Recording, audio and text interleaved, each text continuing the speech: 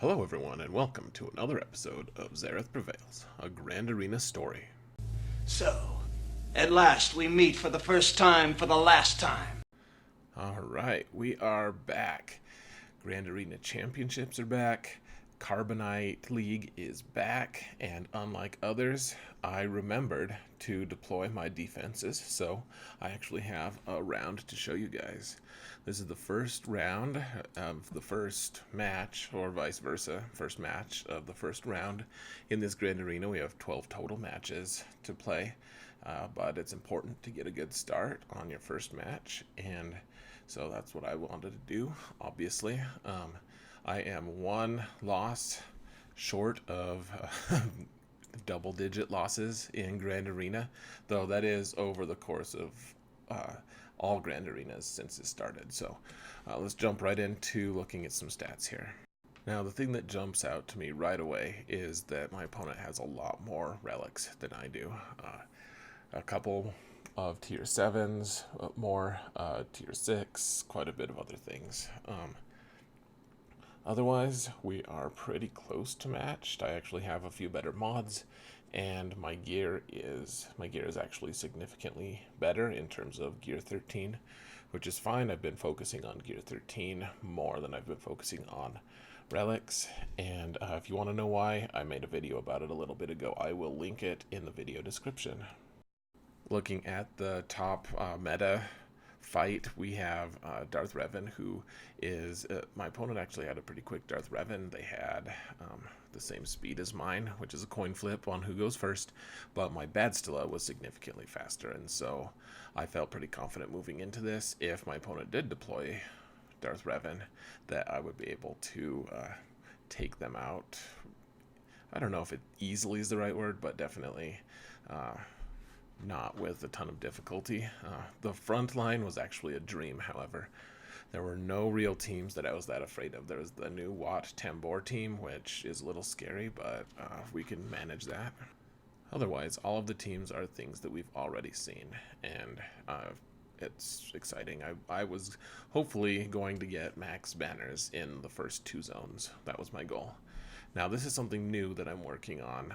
I'm probably not going to do it in all of my videos, but this is something to kind of help visually track which teams I have available so that in my videos, you guys can see what resources I am working with, and I don't really know. I would appreciate some feedback, in fact, so let me know what you think of this. I'm sure I could come up with some kind of non-text version of it if I really needed to, though that would probably take a lot of time and effort, and I frankly don't want to do that quite yet, so we'll see, but I would love to hear you guys' feedback. Now, as the chart is describing, I intended to use my Phoenix team against their Carth Old Republic team, and I've done this match a bunch of times successfully. I haven't failed for a while, and I will just let you know now that the match lasts for a very long time. I won't tell you how it ends. You can watch that for yourself, but it does take a very long time. And the key to this match is always going to be that you want to use Armor Shred on Zalbar as much as possible.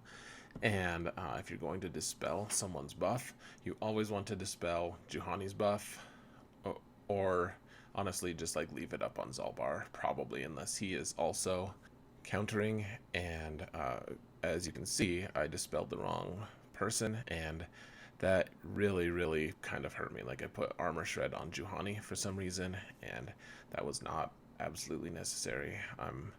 There's a lot going on in this match, and you really need to be able to focus Zalbar, but because Zalbar was not taunting and Juhani was, I decided to hit her for a while, and that was absolutely a mistake. And honestly, like, this team, after I looked at it more closely after this match, they are extremely well modded. My opponent clearly put a lot of time and effort into putting good solid mods on them, and that is something I absolutely need to be looking at before a match. Putting really solid mods on your guys is, that's good on all of your teams, but a team like Old Republic, it's easy to kind of write off a team that is not, it's kind of on its way out. It's not really doing that much that's interesting currently, and you really want to avoid just underestimating teams, and that's really kind of what I did here. I can absolutely beat this team with a lot of other meta teams that I have, or not even meta, like sub meta, and that's probably what I should have done. I think Phoenix, I keep putting more and more gear into them, and they keep, I don't know, I get to a point where I'm like, yeah, I'm doing well with them, and then they kind of just don't perform that well. Like, I don't know if it's because everyone's escalating, their level of gear and mods and everything, and my Phoenix are kind of just stagnating, but that's kind of what I've been noticing, is that my Phoenix keep falling farther and farther behind, and so I need to do something in terms of mods or something. So anyways, I did manage to finally take out Zalbar, but I only had like a minute left to kill 4 of these guys, and it was really just kind of not going to happen. And so I decided that I would at least do as much damage as I could.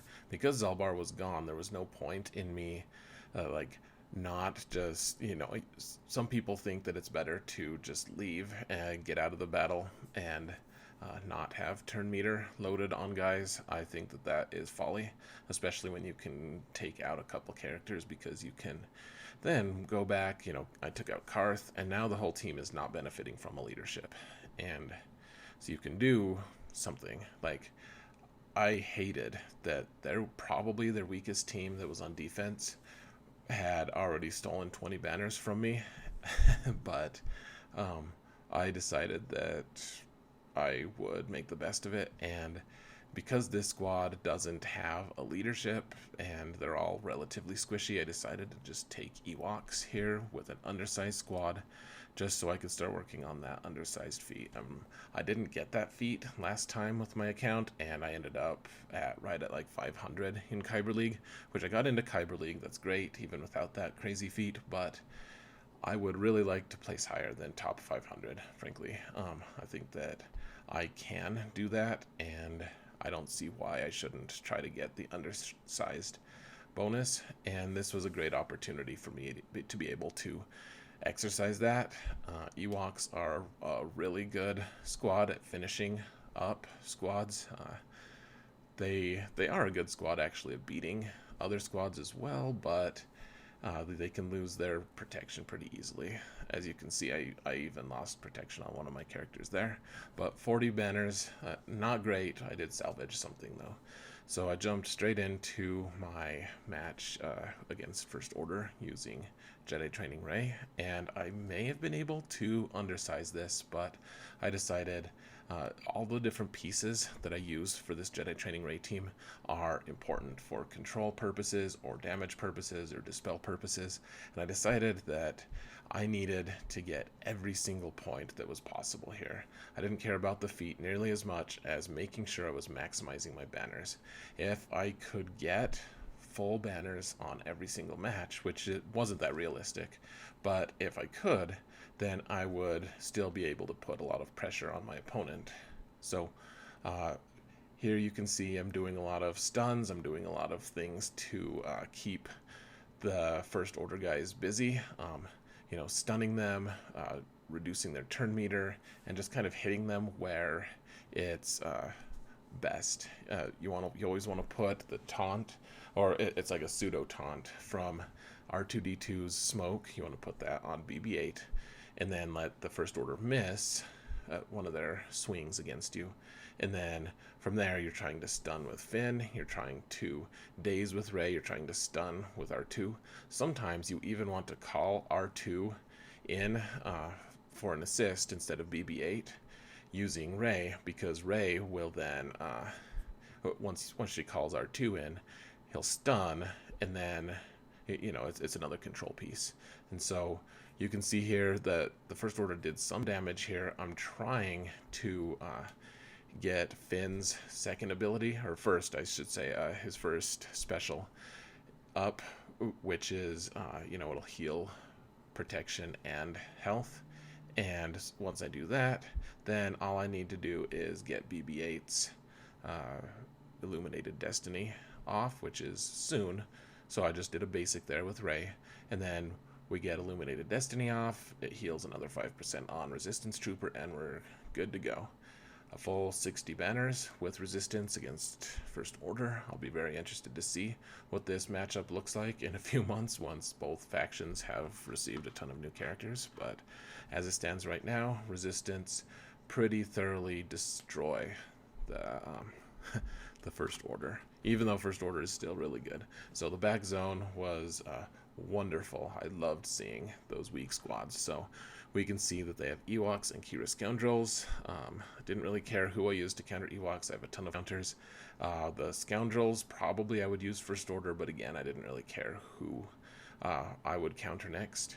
And what I mainly needed to do was clear this front zone, this other front zone, so we could know what other teams I was operating against.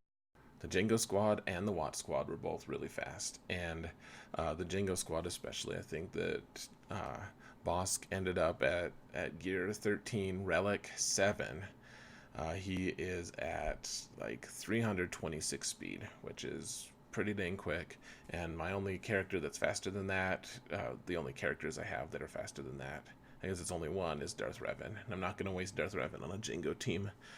So I decided that I would take my troopers, who do happen to be faster than that as well. After Veer's leadership, my Stark is at 340 speed, and even though I've kind of tricked out the squad to get them ready for Night Sisters, and I think I can be a pretty good Night Sisters team with them, they are still absolutely up to taking out bounty hunters. My ranged trooper is gear 13, relic 4 now, so look out for that. You can see that my Death Trooper went second there, so he threw his grenade, increasing their cooldowns so Bossk can't taunt, even if he wants to.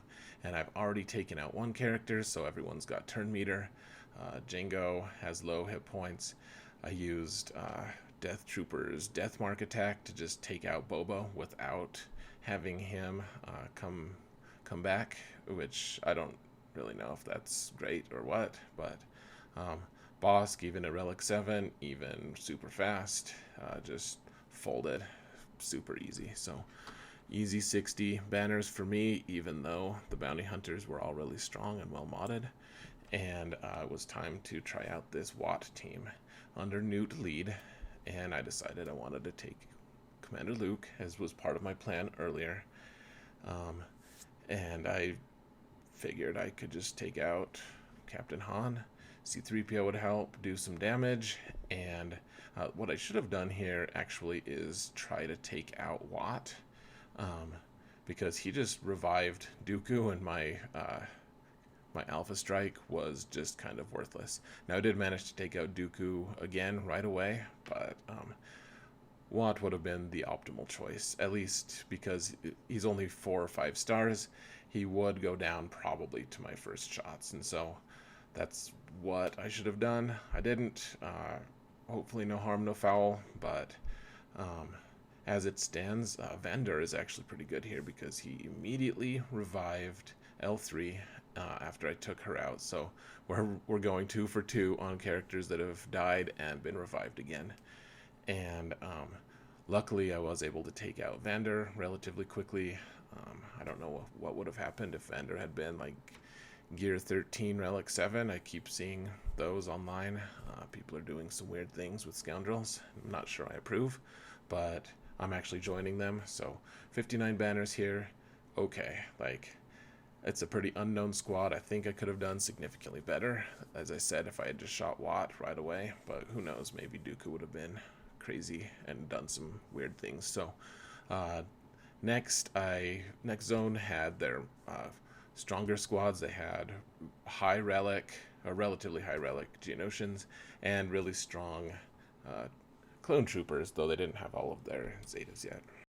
So I'd already taken out 4 teams, and I still had 5 pretty strong teams. First Order is probably the weakest, but between the 2 Revans and Traya and Padme, I really had a super loaded roster for what was left, which kind of concerned me because my opponent had a lot on offense. Like, they had their Night Sisters team and their Droids team, which I was actually fine with because those are both teams that drop a lot of banners on offense. Even though they'll win, they'll drop a lot of banners. and that's what I needed my opponent to do here. I figured I actually could shoot for having perfect banners after having lost that attack against Old Republic. And so I decided I would just go for it. That Geonosian squad is actually pretty worrisome. Like, Relic 3 on all of them makes them really strong. And unfortunately for bugs, if you have Darth Revan available, Darth Revan can really just ruin their day. So you put lightning up, the brute counters, and that's about the only attack that they get, assuming you have a faster squad than the other Geonosians. And so I've already taken out the brute alpha. I did lightning with Bad Stilla and took out most of them, and it was just a total slaughter. Just 61 banners, easy. Everyone's doing their part. Are you? The war effort needs your effort. At work, at home, in your community. And now I was left with a decision on who else to take out with who. The clones I could use Padme with, take out Padme with. I could also take them out with Jedi Revan, and even Traya would be able to take them out. And I decided to take Jedi Revan here against clones because Jedi Revan has a great way of being able to heal up protection, and that's what I really wanted to be focusing on here, getting perfect banners. And Jedi Revan, this is the most credible threat by far that my opponent has remaining, and I thought that First Order would be able to get full banners, and then Ewoks I'd be able to take out with minimal banners lost. So I really wanted to focus on taking this team out. So clones, this is the way I run clones. Actually, my opponent had ShaakT and the 4 relevant clones. I don't really think that Cody is that relevant anymore, unfortunately. And the clones are doing a huge amount of damage. Like, I was very surprised to see them almost just take out Yoda like super fast. And it occurred to me, I didn't even think about trying to swap out leads. I could have taken Bastila instead and given everyone extra protection, and if I could do it again, maybe I would do that. I don't know, I'll have to think about that. I don't think it's a bad choice, but at the same time, these are all Gear 13 clones, and they're all pretty tough to take out. So they're going to do damage regardless. They might not be able to get through all that protection in time. I don't really know, but I do know that I was able to regrow a lot of my protection and a lot of the damage that they were doing pretty quick. Rex is actually like it's such a complicated thing on who to take out first. Typically, I just take out 5s because the game's going to take out 5s anyways. And he's going to be taunting. It's just easier in the decision-making process and the flow of the battle to do that. And after that, you just kind of have to pick your targets as they come. Echo was actually doing a ton of damage to me, so I decided to take him out before Rex, because Rex was not going to be able to get his big mini annihilate ability off. And so I got 60 banners with Jedi Revan. I don't think I could have gotten that with Traya or with Padme, so I was happy with that. And now all I had left was Qi'ra and Ewoks. Now I had Padme, Traya, and First Order left, and of those 3, First Order is the most obviously weak squad. Like, they're not weak, but of those 3, they are the least. And so you might question here why I took First Order instead of one of the 2 stronger squads, just to make sure that nothing crazy happened. But the truth is, this squad is way better in some ways than Traya. Traya and Padme are wonderful. They do a lot of damage, they are resilient, they have tons of awesome things going for them. However, neither of them have the ability to regrow protection in the ways that you want to be able to regrow protection, regenerate. And First Order can. And frankly, like, all of them are worlds ahead of this squad. This Scoundrel squad, without Nest, without any of their premier tanks like Vander Chewie, who I think he's still technically a tank, but regardless, without any of their premier tanks, Vander Chewie, I said him already, but L3 is also really strong.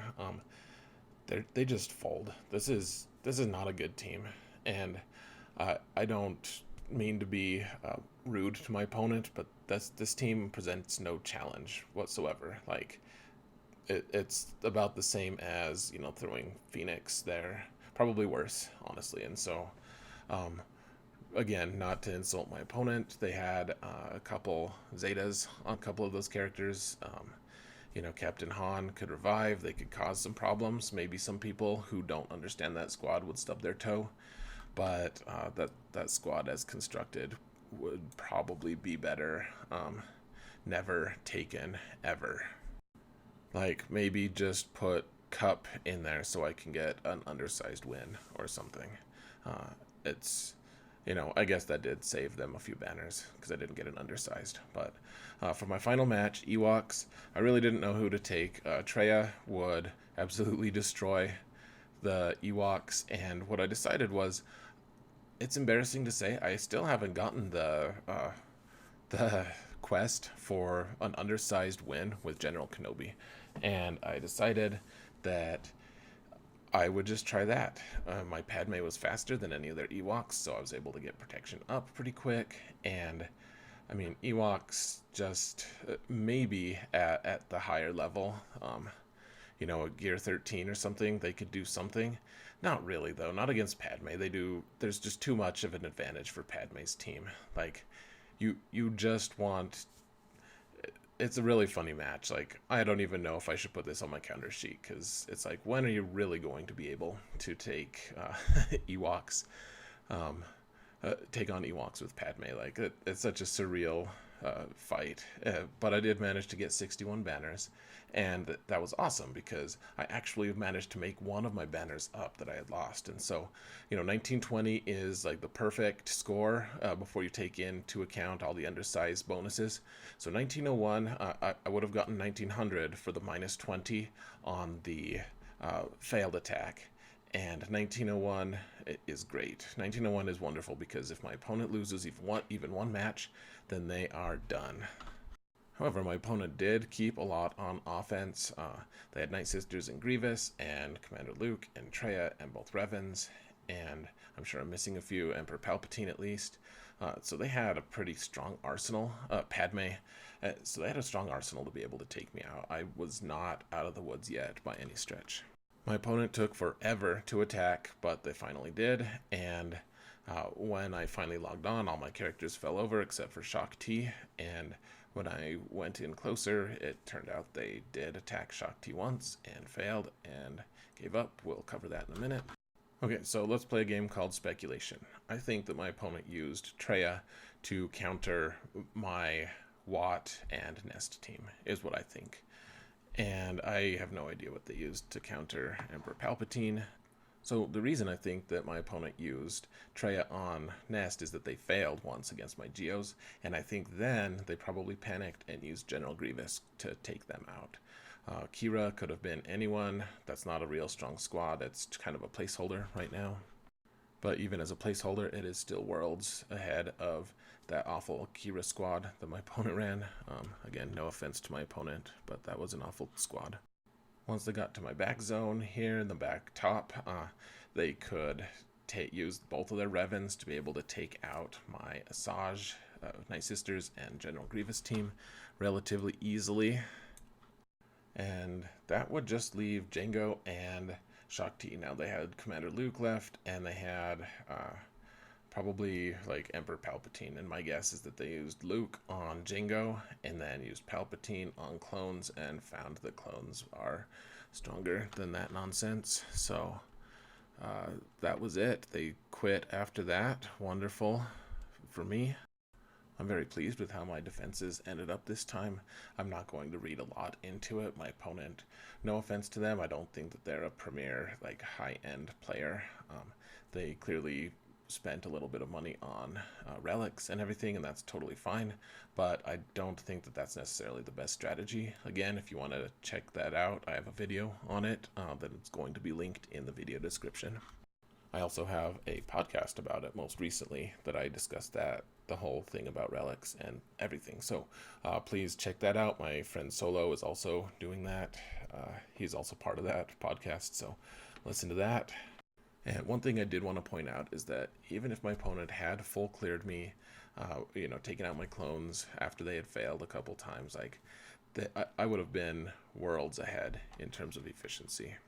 They would have had 1775 points if they had cleared at this point with a full 40 banners, and even if they had passed both of their first attacks, they would have still been right at the bottom edge of 1800. So I did take my toll on his teams as he trekked through my zones, and I'm going to be really interested to see how that progress continues as my opponents continue to get more difficult. Anyways, folks, we're at the end of this round. Thank you so much for watching, and remember that in all things, Xaereth prevails.